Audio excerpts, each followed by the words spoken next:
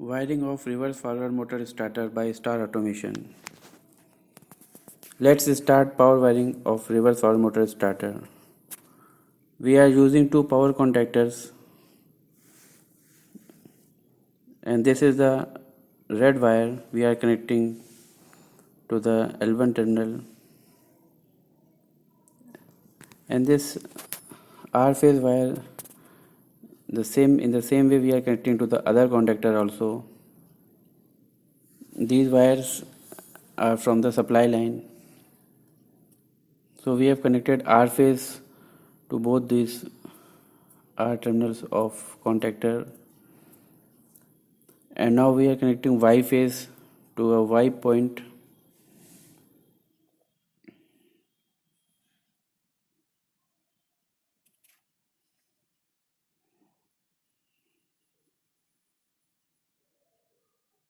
and the other looping part of Y we are just reversing it, and we are not connecting to the Y point.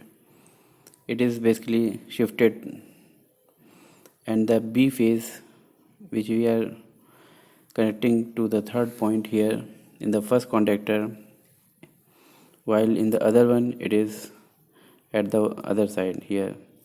So what we have done, we have just reversed the phase. We have changed the two phases, Y and B, yellow and blue one, and this way we have connected the power wiring. The concept of reverse and forward is we have to change the phase rotation by changing the two phases. Now at the other side of this terminal, contactor terminal, we are connecting the motor wires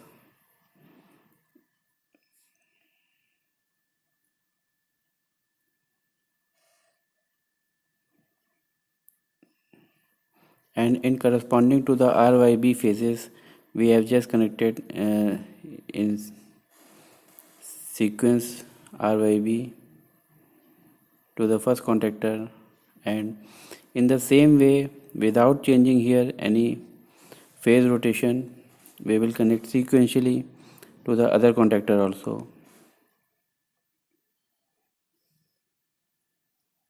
Here we don't need to change the phase because at the other side we have already changed it. So here sequentially we have connected RYB at both the contactor terminals. So we have completed the power wiring of reverse forward starter. At one side we have changed the phase, blue and Y phase.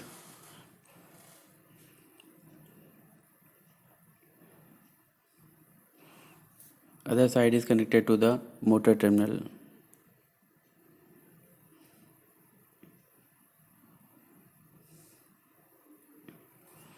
This is the motor which is connected at the output of this contactor.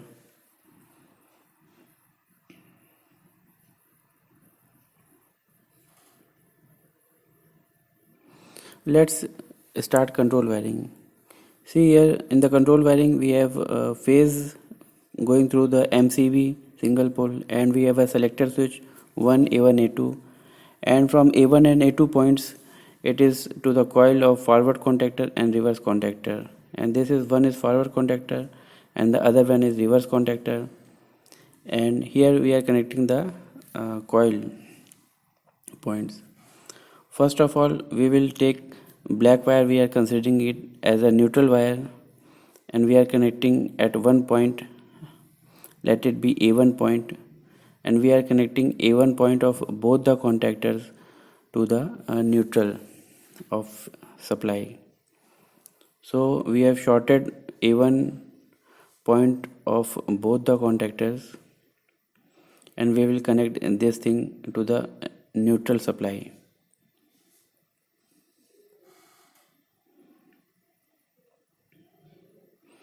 This is our selector switch. One is a 1, 0 and 2. At one we can have reverse and other side we have forward. So we will be using this selector switch, and at the back side we can see here terminal. It is a 1 terminal, we have A1 is there and A2 terminal is there. So as per our drawing we have 1 A1 and A2.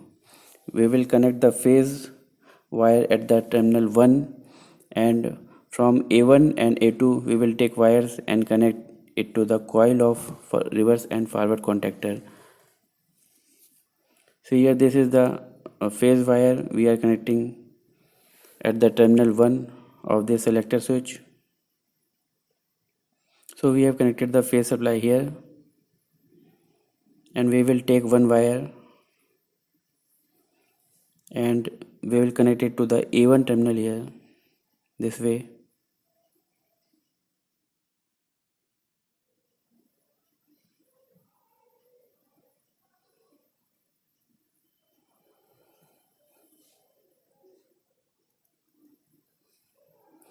And in the same way we will take another wire and it we will connect to the A2 terminal.